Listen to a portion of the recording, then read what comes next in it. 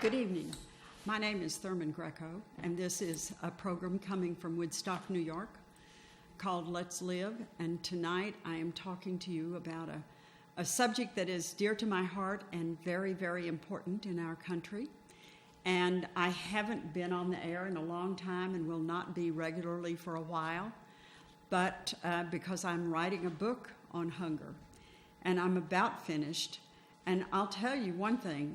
People talk about writers being recluses. Writers are recluses because they have to be.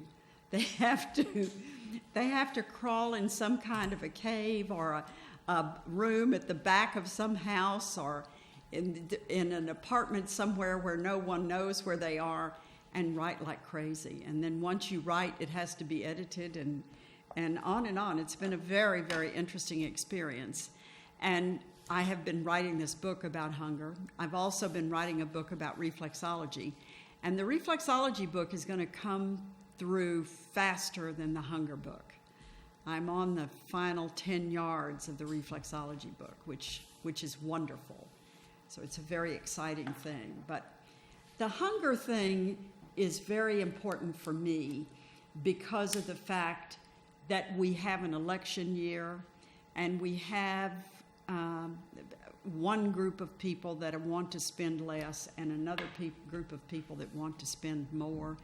And I'm going to talk about hunger in this country because I have seen it in a way that many people have not. You know, it's very easy to be surrounded by people who don't have enough money for food and not even know it. It's very easy to have a grandmother or a grandfather that doesn't have enough money for food, and they won't tell you. They'll keep the secret as long as they can. And of course, it's very easy in this country to criticize and call people who go to food pantries freeloaders. And I am going to talk about automobiles because so many people, when I start talking about hunger, right away they say, "Oh, nobody goes to food pantries except freeloaders." You look in the all these cars in the parking lot, and they're all beautiful, and they're all these. You know, the car represents the past. When you've lost everything, the one thing you generally have left, if you're fortunate, is your car. And the reason that's the one thing you have left is because when the house goes, you have to live in that car. So a lot of times people do have beautiful automobiles that they're still driving around, and they drive them around until they can't fix it anymore. And then they are tragically in this area on foot. And of course, it's very difficult to live in the Hudson Valley without some kind of a vehicle because the towns are few and far between, and the bus service is not necessarily reliable, and the pantries they're not necessarily open when the bus comes by. It's just a very challenging thing. So the next time that you drive past a pantry and your knee-jerk thought is that look at all those fancy cars, is to remember that those fancy cars also belong to people who have nothing left. The last two things left on the way to the food pantry are the car and the dog. And often the dog is gone. People will keep their pets as long as they can because they love their pets and because pets are, they're innocent. The pet didn't cause the problem, and they love the pets. And of course, after the family's gone and the friends have gone and the neighbors have gone and there is nothing left, then you have Fido and you have your car. And then, of course, the day comes when there's no food for Fido anymore, and you have to take the Fido over to the pound. And so that's always a very, very sad day. But it does happen. It's very common in pantries. There are some people who are able to keep their pets, and it's a wonderful thing, but there are a lot of people who are unable to. And so when you see these cars, just realize the car represents the past, not the present. Because what represents the present is the empty stomach. And of course, I recently heard a woman say to me, well, I'm not going to donate anything to the food pantry. Families come there, and these parents have these children, and they're not feeding their children, and they should be made to feed their children themselves. It's not up to me to feed their children. And of course, often when we have our children, we are able to care for them. And you can't always look into the future. You can't always see that coming down the pike you're going to be homeless, or you're going to lose your job, or you're going to, somebody in your family is going to come down with cancer and it's going to take every penny you've got. People don't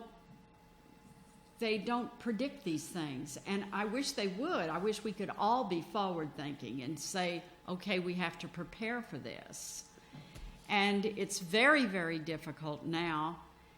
Even if you are working, it's difficult to get health care, and many times health care doesn't pay the bill for any kind of birth control or family planning protection. So it's a really difficult thing. So then along comes this surprise, and you've got this child, and you love the child, and you want to take care of the child, and you're working 2 jobs, and the rent just went up, and your spouse just got laid off, and your mother-in-law, who's been living with you, is in the hospital, and she's been in the ICU for a week or so. And, you can just play this out. These are not people who are irresponsible. These are people who are overwhelmed by life circumstances. And one of the reasons that we do get overwhelmed by life circumstances is that there's no longer a safety net. And our government is not going to provide a safety net, it's an embarrassing situation to me. I, for years, believed that we had a better country than that.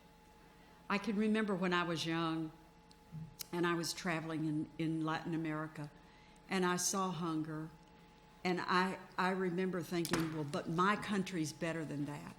We feed our hungry. We take care of our children. We educate them. We do these things. And now I realize that there is push away from this. There is a way from taking care of the people. We're moving away from the education.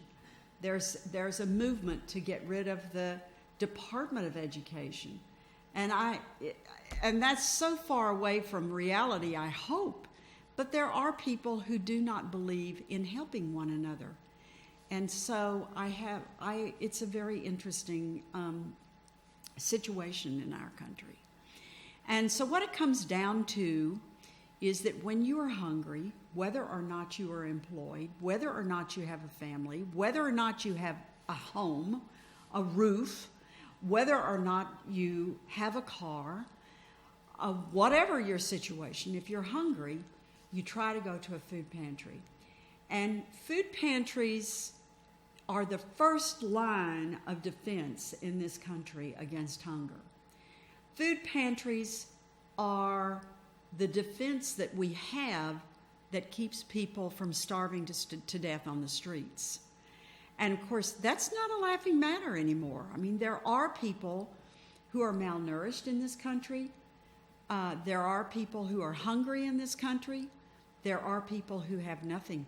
Ulster County is, on one hand, a really positive place because we have family, and we do have, in the Kingston area, we have a lot of pantries. In the Woodstock area, we have several pantries. We have the Good Neighbor Pantry. We have the Pantry at Family. We have the pantry out in Bearsville at the Holy Ascension Monastery, but I don't think it's a monastery anymore. I think it's a convent. And we have a pantry out in Boyceville. But there are still people who cannot get to these pantries because they are old, because they are sick, because they're infirm, because they don't have automobiles, or if they have an automobile, it needs repairs and they don't have the money for repairs. And another reason that people can't make it to food pantries is that they're working. You know, if you're working 14, 16, 18 hours a day, it's hard to get to a pantry. It's a very difficult thing to do. And I recently spoke to a woman who said to me, she said, you know, I really don't have any food in my kitchen. And I haven't had any food in my kitchen in a long time. And I don't really have the money to buy the food. But I'm so busy all the time that I don't have time to worry about it. So here we have a person who's working. Most of her money is going to pay the rent and to fix her car, to buy gas, to get back and forth to the jobs. And there's just not an awful lot of money left for food. And in some cases, we have food pantries, and in some cases there is money for food, a little bit of money for food. And if you don't live in a food desert, you can get food because you have a little bit of money for food. But if you live in a food desert, food is very, very expensive. And so you end up living on food that is not nutritious, that is, in fact, detrimental to one's health. Actually, Woodstock is a food desert. We've been a food desert since the Grand Union closed. And it's really hard for people to go to the Sunflower or to Sunfrost and pay the prices. And, you know, if you don't shop there in Woodstock, there's no place to shop except the CVS and the Rite Aid and the Cumberland. And Cumberland, you can pretty well get bananas at Cumberland. I'm not sure you can get an apple there. I don't know how prevalent apples are, but we hear this story, an apple a day, and there are a lot of places where there are no apples. I know that several months ago I went out 28, and I was stopping at all of the places along 28 where there was groceries sold, and there were no apples.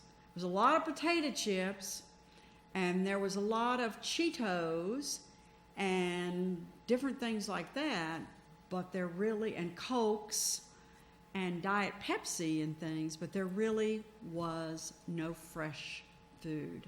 You could get yogurt and you could get milk, which is something. I mean, that's something.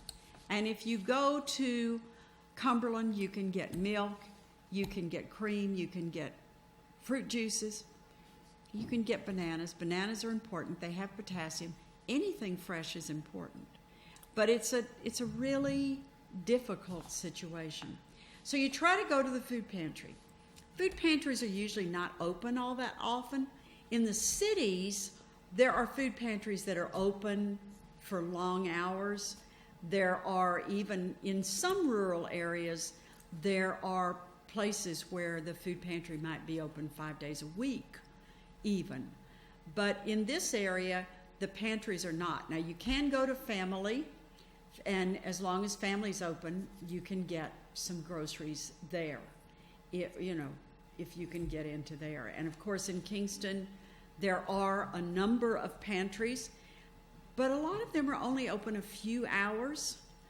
One nice thing that has happened to the pantries in the last few years, and there are two people that we can credit with that. We can credit Ron and Jan of the Food Bank of the Hudson Valley.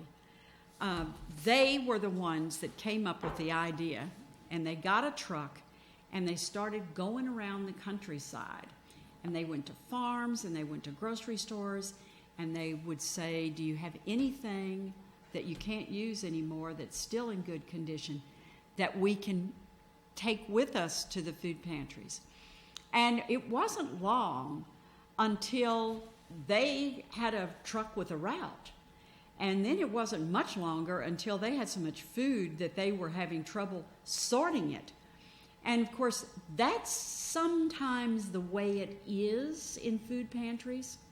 You know, at Cumberland, at the CVS, at Sunfrost, at Sunflower, if those people decide, okay, we're running low on milk, they fill out an order and fax it over, or they pick up the phone and call somebody, or the delivery guy comes on a route and they say, okay, we need milk, we need cream, we need whatever we need. And the guy goes out to the truck and he brings it in. That's not how it works in food pantries and soup kitchens and halfway houses. That's not how it works. The way it works is you get milk because somebody donated it. You get milk because Ron and Jan got this truck, and the truck is going around and picking it up and bringing it back to the food bank, and there are volunteers there who are sorting the food. And you get canned goods because somebody at the grocery store realized that they had a pile of canned goods that were dented or out of date or whatever, and they can't sell the stuff. So, the food bank truck is coming tomorrow. Let's load all this stuff up in the food bank truck, and we'll send it over to the food bank. And then it's up to the food bank to find volunteers to sort the stuff. And I have done that. When they first started to get this deluge of food, I went with a carload of friends, and we went down to Cornwall, and we sorted the food. We were in a cold basement. It was in the winter. We were wearing our coats. We were wearing gloves because there was no heat in the room. We were standing at card tables, and we were looking at bins of food that had been brought in and offloaded into the basement. And so this big load of food, 3,000 or 4,000 pounds of food in a couple of containers, came in, and we would go through it. And we would sort the soups and the canned vegetables and the cereals, and we sorted all these things. And if it was too old or too rusted or too rotted or whatever, it went in the garbage. But if we could possibly salvage it, we put it in boxes. We put it in banana boxes, and we weighed them so that it was no more than 40 pounds, because the idea is that people can't lift more than 40 pounds. By the end of the day, I was exhausted. And there were 4 of us, and that's what was there. I'm sure that since then there have been more people. I'm sure they've gotten this, because this was at the very beginning. I'm sure they've gotten things organized. But this I do know. You can take this one to the bank. It's summertime, and there is less food coming in. I'm going to repeat that in case you missed it. It is summertime, and there is less food coming in. Food begins to come in right around October, November, and people think about the hungry through the holidays. And that carries you through the winter. And then, of course, you have spring, and you have Easter, and you have Passover, and you have all these different religious holidays and civic holidays. And people donate food. And then you have the Postal Service food drive, and you have different food drives. You have different school food drives and things like that. But in the summer, there is nothing. And the people who have the resources to donate food to a food pantry don't donate it in the summer, because they're preoccupied with vacations or with summer school or with trying to get their own life in order, painting the house, doing the garden, or whatever. They are not thinking about the hungry poor. So there's a lot less food in the summer, and July and August are desperate for many, many pantries. And that's why I'm here now, because this is the beginning of July. This is the 4th of July. Instead of having a big party later on in the summer and inviting all your friends over and everybody bring food, how about having a potluck and everybody bring some canned goods to give to the food pantry? And then when the party's all over, you take the canned goods and you take them to the local food pantry. Or if you live in Cornwall, or if you live up in Albany, donate it to the food bank. Another thing that food pantries are desperate for is items of dignity. For many of us, we never think about it. If you run out of toothpaste, you just go get toothpaste. If you run out of, bars of soap, if you run out of laundry detergent, whatever it is, you just go get some more. And, your life may be tight. Maybe you have to wait until Friday to go get it, but, it's Wednesday now, so it's okay. But there are people for whom there is no money for things like toothpaste and toothbrushes. So if you have it within your heart to donate toothbrushes and toothpaste and shampoo and bars of soap and laundry detergent, these things are extremely important in this country. And 1 in 7 of us doesn't really have enough money for the basics. We have enough money to buy the gas to get back and forth to work, and we have enough money for the rent. But, there are a lot of people right now, today. I know several people, I'm not going to say a dozen, but I know at least 4 families where the people, and this is not through a food pantry, this is just through life. I know at least 4 families that are in the process of being evicted. And there is no place to go. If you get evicted for whatever reason, you've got in one case, you've got the husband, you've got the wife, you've got the child, you've got the dog, you've got the grandmother. You've got 5 people. And there's no place to go. And trying to find somebody that will take you. And you call Rupco, which is a wonderful place, and you say, I'm going to be homeless. And they say, well, we're awfully sorry to hear it, but we are full.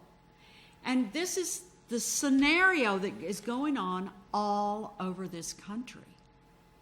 And people simply are living on wages that were adequate 40 years ago, and they are not adequate now. And unless something is done, they're not going to be adequate.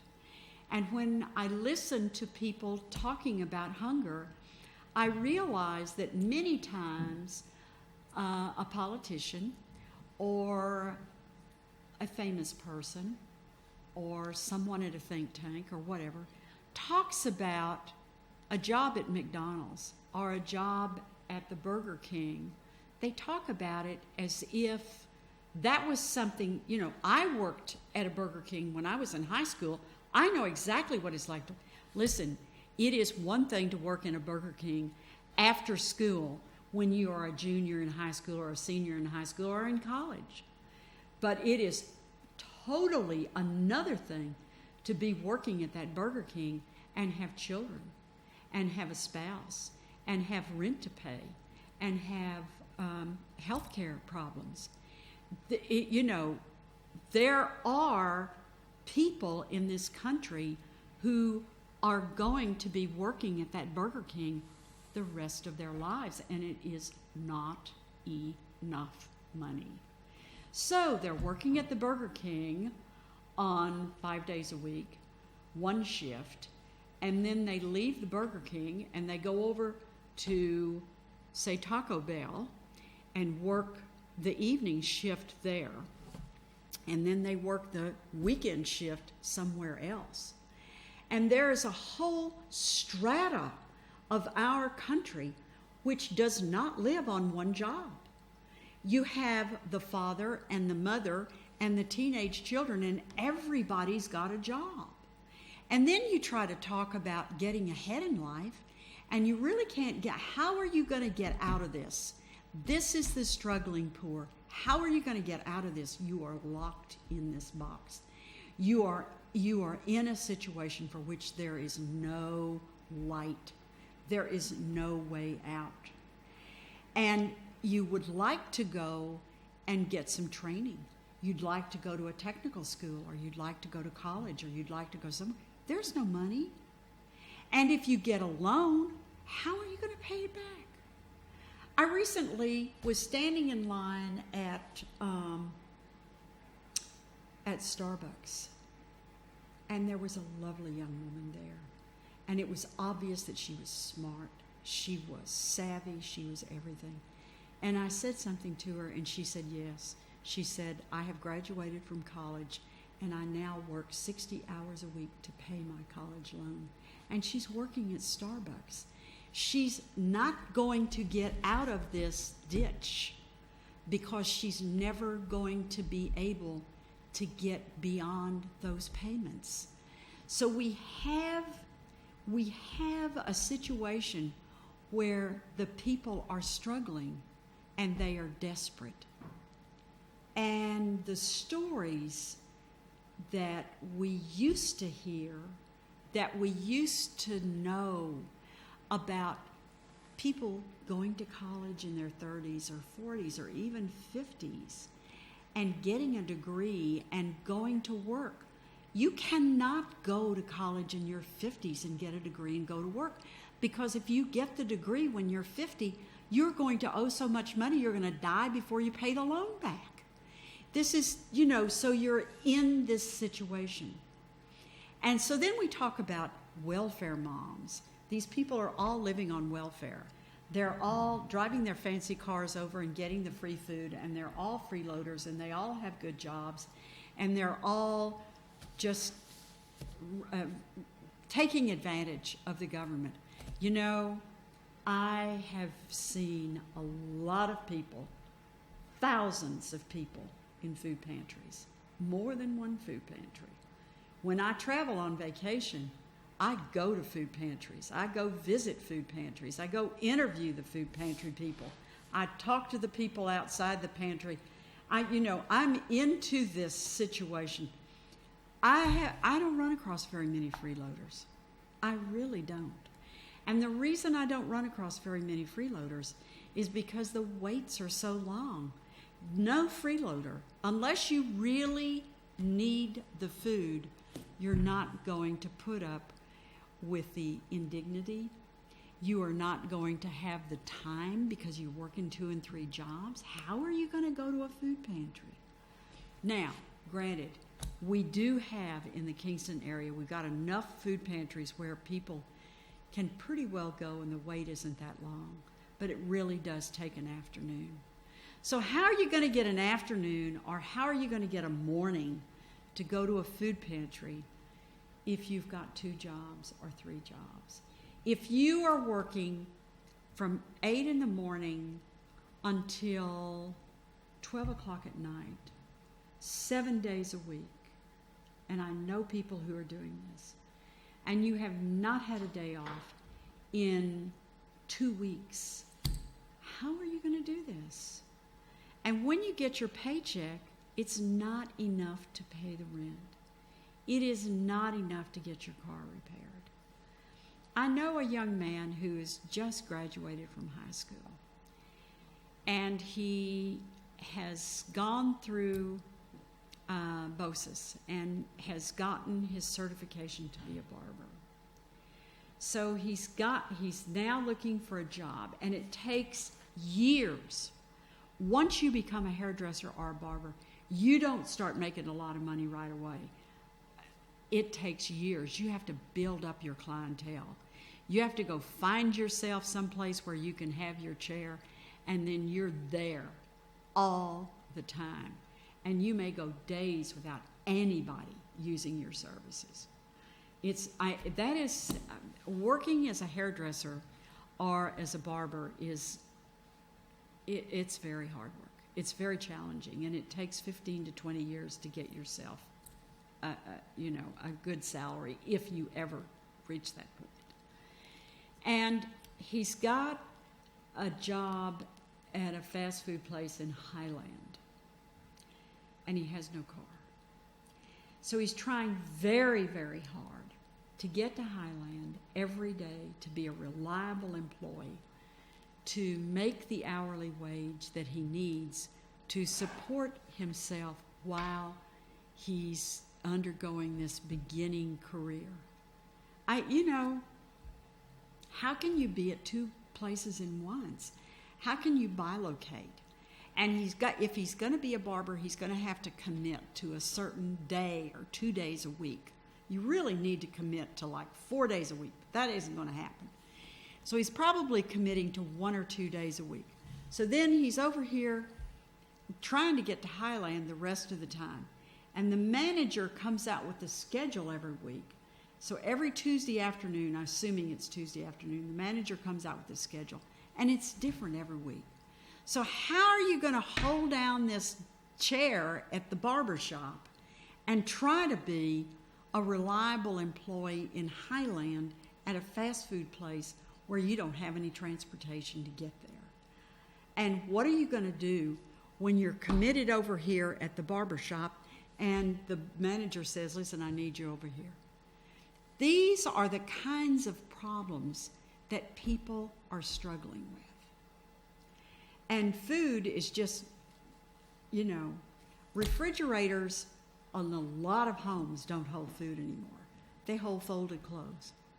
The plug has been pulled because the electrical cost is high, and it's just, you just put your clothes in there and shut the door and hope for the best.